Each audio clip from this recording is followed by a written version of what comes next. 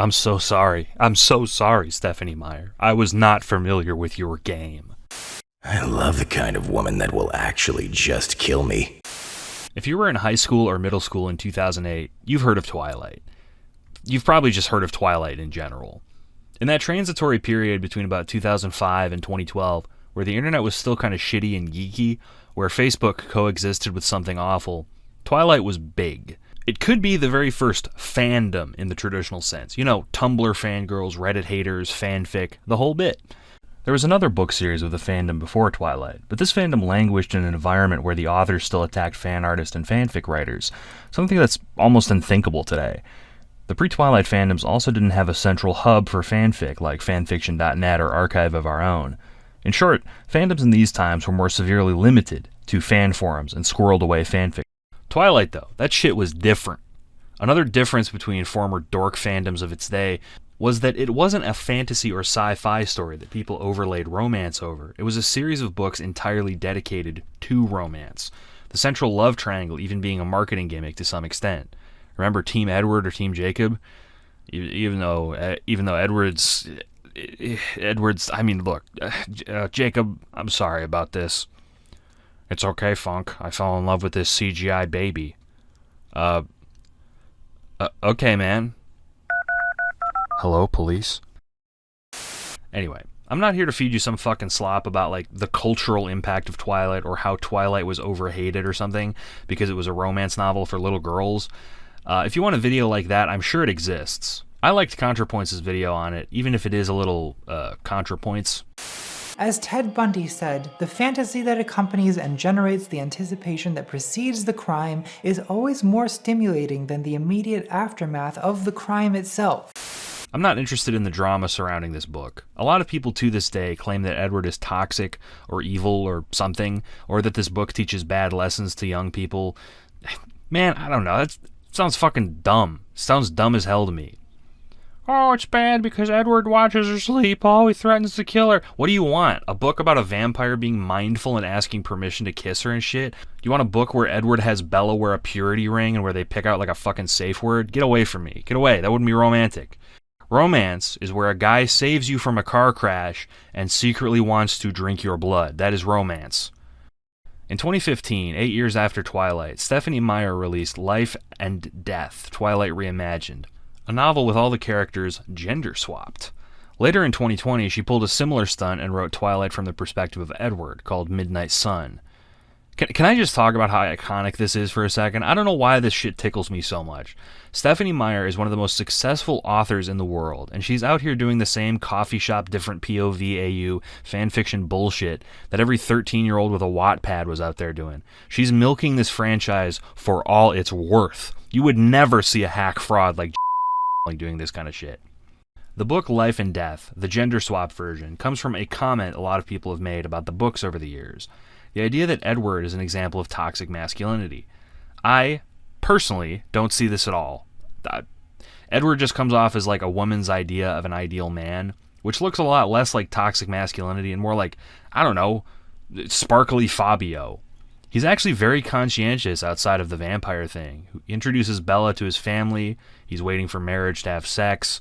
There's even an extended scene where he keeps asking Bella questions about her life. This is what women want, and it's sick. Still, I think addressing this critique is interesting. Life and Death asks the question, what if the bloodthirsty, hyper-strong monster was a lady? And that actually does change the dynamic quite a bit in our culture, and in spite of the fact that Meyer changes the absolute bare minimum in the novel, the dynamic between the characters compared to the original Twilight is shockingly different.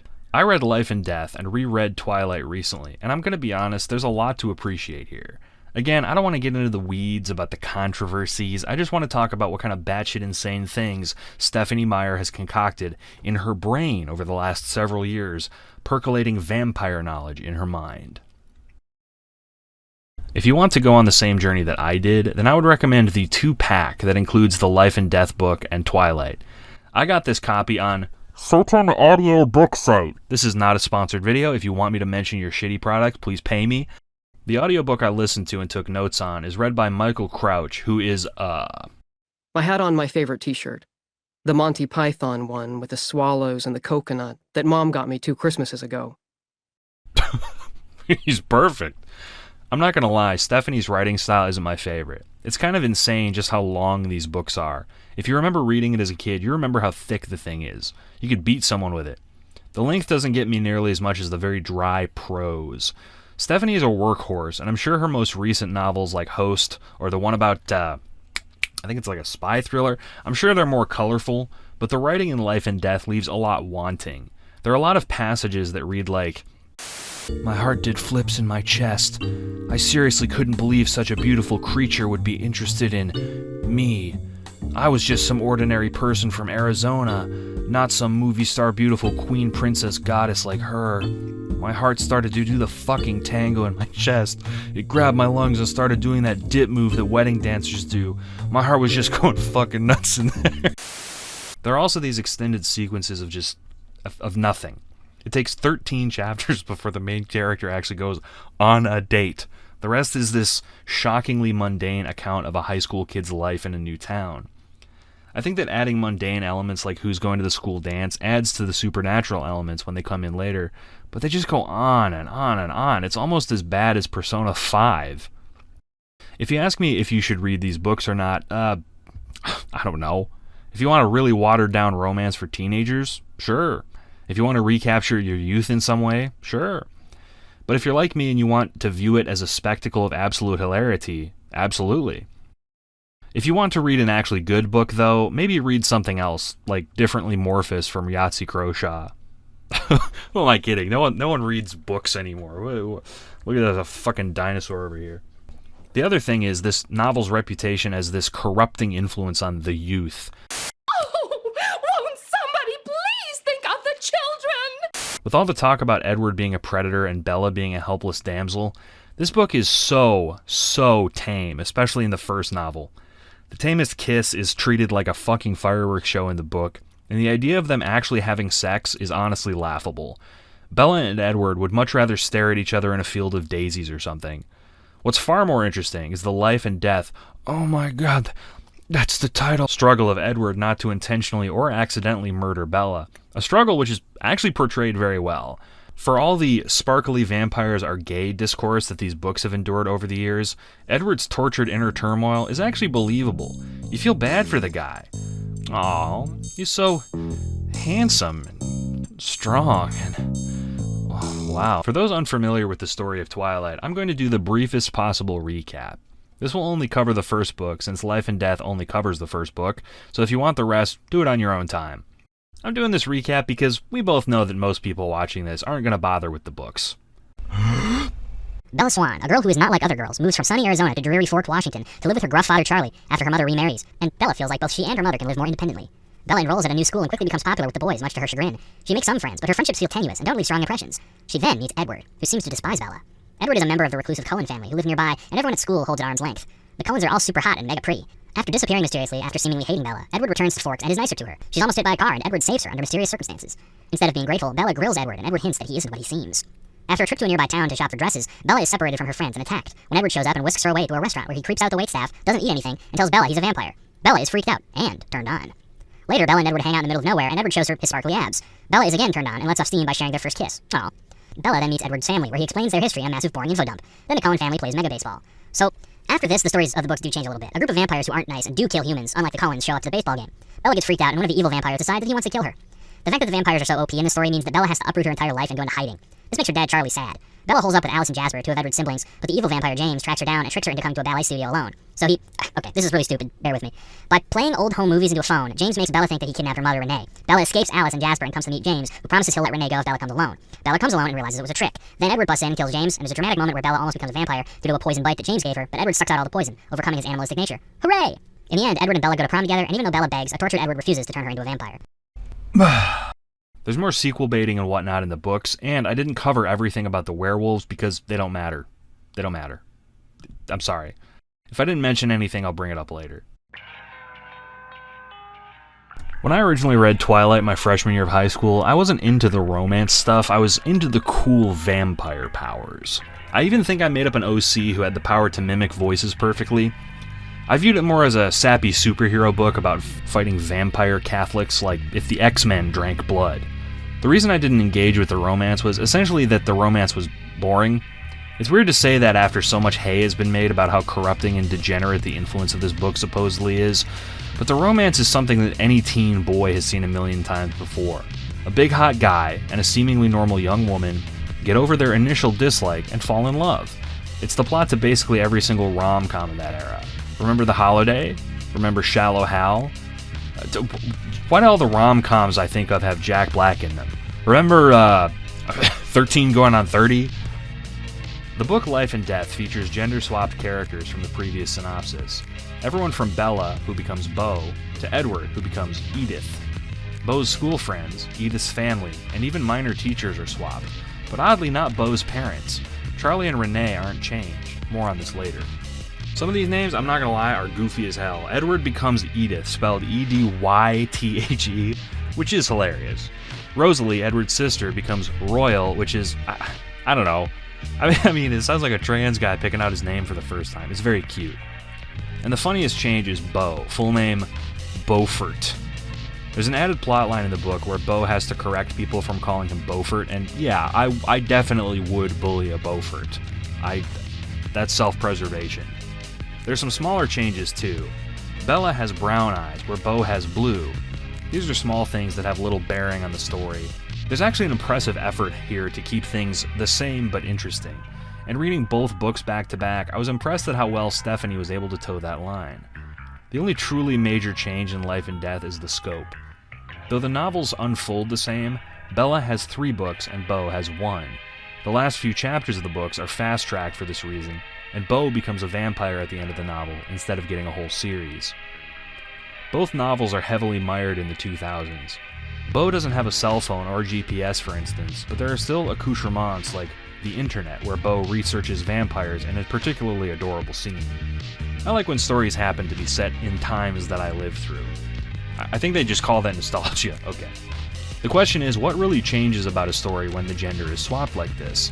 I went expecting to quickly drop the book. I just wanted to peek inside and see what was going on.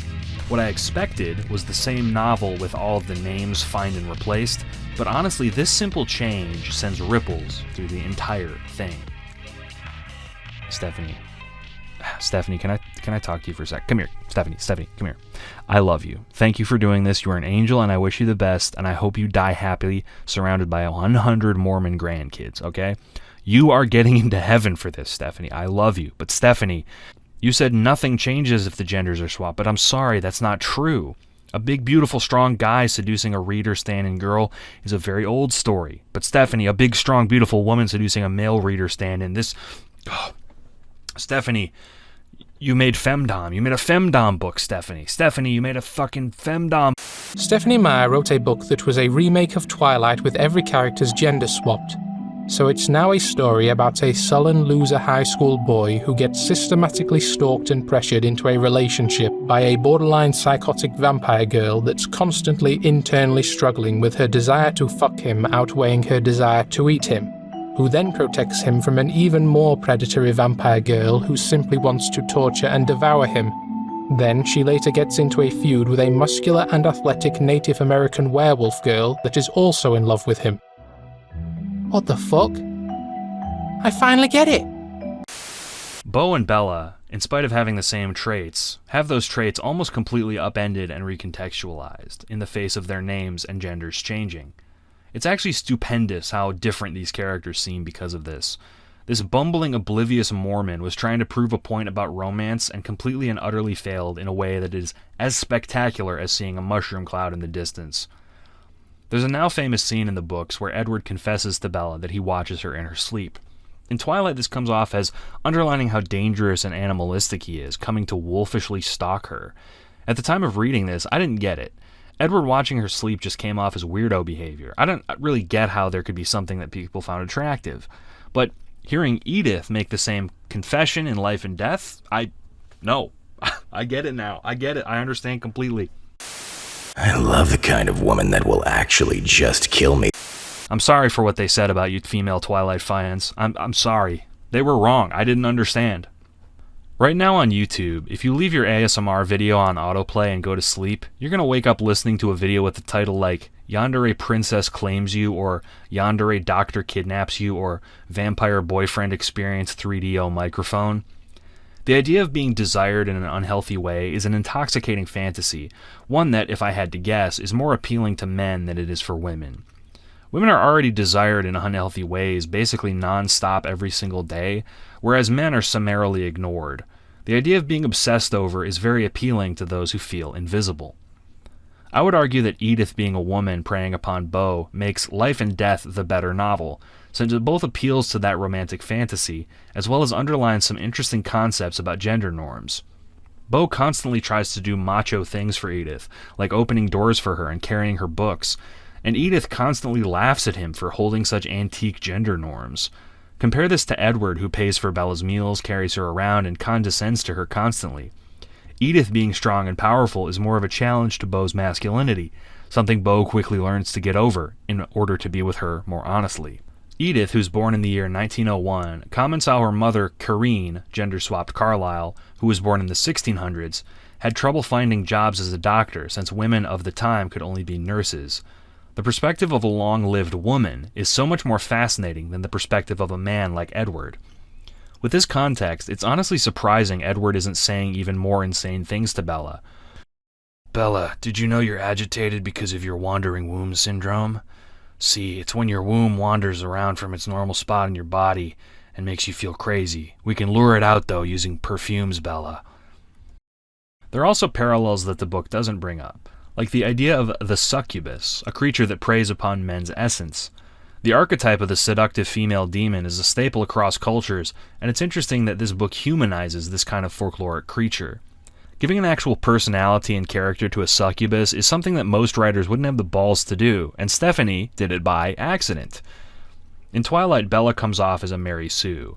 This girl who's totally normal, but also not like other girls, a blank slate who's slightly clumsy, but boys fawn over her. It's an escapist fantasy. I don't say Mary Sue as a derogatory either. I think people overstate this idea. Bo, on the other hand, having Bella's same traits, comes off as completely insane. He's this tall, gangly, clumsy guy. His clumsiness is made more prominent in the book due to the fact that he's stated to be tall and constantly falls over and gets hit by balls in gym class. He's also more quiet and awkward interacting with his classmates. In the book, since Edith can read everyone's mind but Bo, she knows that 10 girls want to ask him to the prom. Unlike maybe every single man on the face of the earth, Bo is disturbed and insulted by this information. He's almost offended when a girl buys a dress because she wants to go with him so badly. No high school guy is like this. If you were a high school guy, I don't need to tell you what dating in high school was like. If one girl so much as smiled at you slightly, that was your best day ever. Getting even a scrap of attention from girls was basically a constant uphill struggle, because if girls didn't find you annoying outright, they probably had a 25-year-old college boyfriend with an actual car who was trying to groom them or something. So Bo summarily rejecting 10 girls at once comes off as either the most Chad move of all time or the most down bad move of all time. There's a scene in the book where Charlie grills Bo about going to the dance, and I half expected Charlie to ask Bo if he's queer. So, instead of going to the dance, you're going to the bookstore in Seattle? Okay, son. You know, maybe I could go with you. I've got a Village People CD in my truck, I think. We can listen to that if you don't like normal music. Is Bo the first Sigma male? I don't know. Probably. Either way, Bella's unremarkableness becomes Bo's towering inferno of awkwardness, and some of the shit he thinks to himself made me actually laugh out loud at him. He's so fucking stupid, it's awesome. She drove through the foggy streets, always too fast, barely looking at the road. She wasn't wearing a jacket either, just a pale lavender sweater with the sleeves pushed up. The sweater hugged her body, and I tried not to stare. Her hair was wound up into a twist on the back of her head, messy with strands falling out everywhere, and the way it exposed the slender column of her neck was also distracting. The speed at which Bo acclimates to the fact that his girlfriend could kill him is also honestly iconic. Edith at one point demonstrates her strength by beating a tree to death like Steve from Minecraft, and he reacts by getting all flustered about it. Again, high school boys, a demographic famous for how much they love having their masculinity challenged in any way. Edith even gives him the same high-speed piggyback ride as Edward gives Bella, and I love the mental image of a gangly, pimple-faced loser being dragged around by a movie star hot vampire lady. Even so, the romance is very touching. Edith comes off as protective of Beau, following him around and constantly making him promise he'll be careful not to trip over rocks and branches and hit his precious head on the ground. This, too, has a trace of something relatable. How many girls simp over fictional men who they call pathetic or a loser? Beau comes off as very earnest, and Edith clearly appreciates someone who's willing to trust and accept her bullshit. There's something unintentional that happens in the book that comes from Edith's protectiveness. Like I said, Beau's parents aren't gender swapped, and Renee constantly pesters Beau through the book, and Beau seems relieved to be away from her. This paired with a sudden crush on a strong woman, I'm just gonna say it, the dude has fucking mommy issues. Mommy? Sorry. Mommy? Sorry. Mommy? Sorry. Mommy? Sorry. Mommy? I swear if you say one more unhinged... He's used to his ditzy mom barely able to cook for herself and instantly falls for the first woman who pays all the dates. Come the fuck on. During their first date, Edith even calls Beau a good boy. I thought about falling to my knees on purpose. This was the kind of beauty you worshipped. The kind you built temples for and offered sacrifices to. I wished I had something in my empty hands to give her. But what would a goddess want from a mediocre mortal like me? Jesus. On the internet, this idea that there is good media and bad media, and a good way to engage with art and a bad way to engage with art. This culture is not led by the most rational and sane of us either. It's usually led by whoever the first one to the punch is on a certain topic. What I mean by this is, if you've seen H-Bomber Guy's video, Fallout 3 sucks and here's why, you don't even need to have played the game to inherit the opinion that Fallout 3 is bad. There are literally thousands of videos like this online, and to be clear, I'm not begrudging the specific creator of any of these videos. What I mean to criticize is the culture that quickly surrounds videos like this. Instead of an in-depth analysis, these kind of pieces get transformed into definitive statements on media. It's as if a video game comes out, everyone sees it, and that's it. That's the final word. The coffin is closed on further discourse. Whoever makes the first video or gets the most views gets to decide how a piece of media is remembered. What truly annoys me about the tendency to close the book on analysis after a piece is made is that there are always more things to say about them. Every book, from Homer to Meyer, has impossibly many iterations on the themes and messages within. Good books, certainly, but also bad ones. Sometimes very, very bad ones. There's almost always something that can be appreciated about art, and that simple fact is absolutely lost when art is reduced to good and bad. Even in the worst, most arduous films and novels, there are themes to be uncovered, and often the absolute worst fiction has the most to say. What I'm trying to articulate here is that Life and Death is an absurd novel. It's not good, it's not even decent, but it definitely and certainly is not bad. It's supremely fascinating and explorable, and the idea that the case ought to be closed just because it is derived from Twilight, which is a romance escapist married Sue fantasy for girls, is wrong. Dumb, lame art can be good and should be appreciated. So it's an escapist romance, so Bella's a Mary Sue, so what? I'm going to discuss the themes of this novel on its own terms, and you're going to sit there and take it. Be an adult. Grow the fuck up.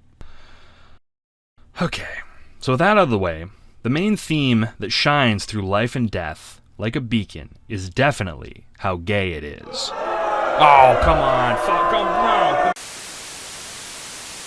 I know that Life and Death is ostensibly a straight novel written by a straight woman, but the latent gayness of it is potent.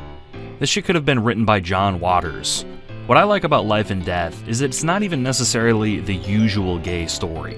The friction doesn't come from the outside, it comes from within. Let me be more specific.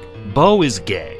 He's a flamboyant, awkward, skinny guy who rejects 10 girls even though they all fawn over him in favor of one single person he has a crush on.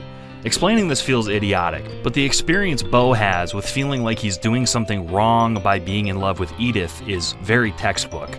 As discussed before, straight people don't act like this. If Beau was straight, he'd get a boner and fall down as soon as Michaela asked him to the girl's choice dance. Edith, too, in a way, is gay. She represents the out gay, someone who hangs out with a group who isn't her blood family, but they all share the same problem, some of whom are romantically involved. In the 2000s, being gay was more acceptable, but tended to draw a lot of suspicion. There's a vague sense through the school that the Cullens don't belong and everyone regards them as nice but kind of weird. This was the precise attitude towards homosexuality until it became legal in the United States. Bo and Edith start meeting secretly at first, with Edith, the out gay, warning Bo that being with her will harm him in some way. It will damage him, his reputation, his very being. She begs him not to be with her, but he insists because he can't deny the feelings he has inside. The pining is inherent to being gay. Then eventually Bo meets the Cullens and is welcomed into their ranks, learning how older members of the family have faced prejudice. And when Bo brings Edith to meet Charlie, Charlie is confused but supportive, like a father might be in the 2000s facing a gay son. There are gay feelings that these characters are having. They're not gay, but they're gay. They're closeted vampires. Bo's struggle in the later part of the book is wanting to become a vampire, just like Edith.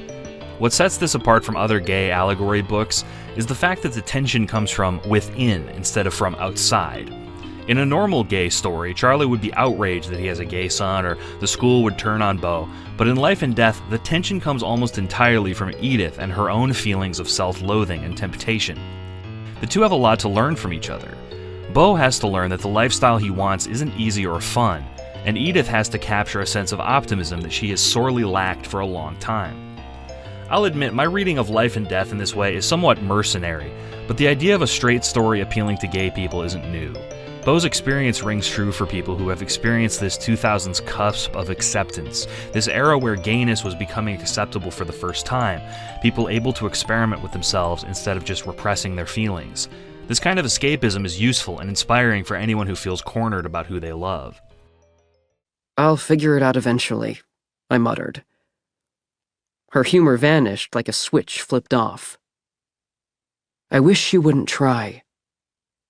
How can I not wonder? I mean, you're impossible. I didn't say it like a criticism, just a statement. You are not possible. Okay, now you want to hear some real motivated reasoning? I'll do you better than a gay allegory. What if Bo is trans? What about that? What if Life and Death is woke? Jack Halberstam, influential queer author, once said, "We seem to assume that no one really wants to be a girl or a woman, and therefore some people, say female-bodied people, must be forced into these abject genders." The abject gender exists intensely in Twilight. The original novel in many ways I read as transgender, as queer. This might seem strange because it was written by a Mormon, and to be clear, I don't think that this was intentional on the part of the author. I mean that the oozing, not like other girlness of Bella Swan reads as this squirming feeling that Bella does not in fact want to be a woman. She delights in masculine signifiers, most prominently her ostentatious truck in close relationship with her father. When Bella meets Edward, her love reads more as admiration than as lust, mostly due to Meyer's aforementioned Mormonism and avoidance of sexual themes, but also because she is constantly comparing herself to him. How much weaker she is, how much faster he is, his long life, his intelligence. Bella wants to be a vampire, which is a stand-in for maleness. The vampires, even the women, have masculine qualities such as strength, not just in their ability, but in their appearance. This reflects a trend of not like other girl characters from the time, but goes a step beyond into an intense longing to be in another body. At the end of Twilight, when Bella is not a vampire, she feels angry. Edward is keeping this from Bella. Simone de Beauvoir, influential feminist writer, once said, "One is not born, but rather becomes a woman." Becoming is a major theme in all the Twilight books. A crossing over from human to vampire, a crossing from weak to powerful, but most of all, a crossing from wrong to right. Bella seems to want to become a vampire with an intensity that isn't entirely explained by her love for Edward. Why wouldn't she want to become one? We, the reader, want to see her become one. Not so she can be with her boyfriend, but because being a vampire is fucking cool. Being human in these books is abject. There is no advantage to it. It is a state of being where the readers are meant to understand as abject, as totalizing, as something stifling to our protagonist. Judith Butler, another prominent feminist author, responds to Beauvoir. If there is something right in Beauvoir's claim that one is born but rather becomes a woman, it follows that woman itself is a term of process, a becoming, a constructing, that cannot rightfully be said to originate or end. As an ongoing discursive practice, it is open to intervention and resignification. This is compelling, but there is something lacking. Bella Swan does not seem to want to participate in womanhood. If womanhood is becoming, Bella has opted out, yet she still understands she is a woman in some form or another, as if womanhood is unwillingly attached to her. It is more pervasive than Butler states, something Bella must escape, a process she must end by force if necessary. What I'm saying is not that Judith Butler is incorrect here. She's trying to say that femininity is a never-ending performance, and that is true. But in the world of Twilight, as well as the real world, that performance is not always on your own terms. There's a great deal of emphasis in queer and feminist media placed on internal validation. The idea that you must see yourself as empowered in some way. You must first and foremost change because you want to. But I've always found this tendency to be misplaced. Many people in our world exist like Bella Swan, someone who does not have the power or knowledge to change herself in some drastic way. She doesn't have the ability in her life to dictate her own terms. In a way, her femininity is being constructed by someone else and imposed upon her. When considering these titanic voices hey, I'm just checking in here. This is getting incredibly pretentious all of a sudden. Maybe I should put on some Subway Surfers to keep your attention. Some Minecraft parkour while I talk about Simone de Beauvoir. I promise I'm coming to a point here. Pretend you know who I'm talking about and you'll be fine. Bella's latent transgenderism is compelling, but what is more compelling is when these themes are unintentionally upended in life and death. Beau's journey is parallel yet perpendicular to Bella's. Bella aches to become someone else, to become more masculine, where Beau doesn't seem to reject his own gender as much. I said before that gender is imposed on Bella, and in the same way it is imposed on Beau, but he more often attempts to perform masculinity directly. Her smile turned mocking. I'm the world's best predator, aren't I? Everything about me invites you in. My voice, my face, even my smell. As if I needed any of that. Beau is trying to enact masculinity in a way Bella never tried to enact femininity. Where Bella is trying to negate, Beau is trying to succeed and failing. He has a very vivid reckoning with gender at some point in the book in a passage that hit shockingly close to home.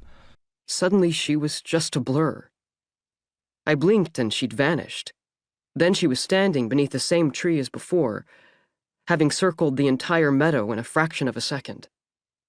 As if you could outrun me, she said bitterly. She leaped a dozen feet straight up, grabbing a 2-foot-thick branch and wrenching it away from the trunk without any sign of effort. She was back on the ground in the same instant, balancing the huge, gnarled lance in one hand for just a second. Then with blinding speed she swung it, one-handed, like a bat, at the tree she'd ripped it from. With an explosive boom, both the branch and the tree shattered in half. The masculine reaction to Edith's strength is immediate and potent emasculation. This goes beyond Beau taking a liking to Edith's strength in spite of emasculation. This is Beau failing to experience emasculation at all. Beau here reads very, very different than how we would expect the inner monologue of an insecure 17-year-old to read. Beau Swan could be read as transgender like Bella before him, but the reading goes significantly deeper. Bella's not like other girlness is endemic of the times, but Beau's not like other guyness, I would argue, is even more of the time. Beau's story is about being a failed man, a beta male, a permanently emasculated subject. If Beau wasn't such a love-struck guy, he might be something like an incel. The girls who like him can't get the time of day from him because of his crippling confusion and insecurity. And yet Edith shows him that he has value outside of this maleness that he fails in. Bell Hooks, another feminist author, I'm sorry, okay, I just read a lot. Bell Hooks says, to create loving men, we must love males. Loving maleness is different than praising and rewarding males for living up to sexist-defined notions of male identity. Caring about men because of what they do for us is not the same of loving males for simply being. Edith is not just a love interest. She doesn't actually have sex with Beau in the novel. She is a vessel for the kind of validation Beau is able to feel when he is seen for what he is. Beau doesn't want to date the other girls at school because they see him first and foremost as a boy. Beau is seen as something more by Edith, and this empowers him. Edith does not expect masculinity from him. She expects humanity. She wants him because she is fascinated in earnest. This, outside of being something that is desperately craved by the modern man, is something that is fulfilling as a human being. When Beau becomes a vampire at the end of life and death, it should be understood as Edith elevating him in a final act of mundane misery into something new, something outside of the social norm. Beau can be whatever kind of man he wants now. He's not restricted anymore. The power of external validation in gender is something that is underdiscussed in the discourse. A romance novel where no one fucks is a remarkably vivid way to demonstrate the power of external validation, because by the very nature of the book, that's all there is, validation. Edith and Edward are both vehicles to deliver validation to Beau and Bella. They are external voices that finally give them permission to be who they want to be. They break the shackles of gender in a way that Beau and Bella can't do on their own. Beau and Bella both learn something new when they become vampires. They both transcend their own genders. They exist where man and woman seem to be completely equal, women fighting men with the same intensity. They become more. They shed their gender and go off to live in the woods, no longer having to compare themselves to some sexed ideal, now able to have any characteristics or traits they want, able to shine not just as a man, as a woman, but as people. This is most certainly due to the fact that Beau is a male character written by a woman, but Beau comes off as fruity and tomboyish throughout the entire book. The amount of times he says some dingbat egg shit because he's too stupid to see past his own nose is really amazing. Stephanie Meyer might have very dry prose, but she is excellent at writing a naive and unreliable narrator. At the beginning of the book, Beau is gifted a truck from Charlie, and upon seeing it, he is excited to see that it is curvy and red. He also makes comments on Edith's fashion in a way that no high school boy would normally think about women's fashion. The high school boy's experience with women's fashion is not very deep, but Beau is out here dreaming about Edith in these intricate floor-length dresses and appreciating when Edith wears something weather-appropriate. The way he appreciates Edith's body and fashion goes beyond romance, I think. When he describes her, he sounds envious. He sometimes comments on his envy of her perceived unworthiness compared to her. Guys don't see their girlfriends this way, folks. They might think that their girlfriend is out of their league, but they don't usually pine about being jealous of their girlfriend's beauty. It's insane.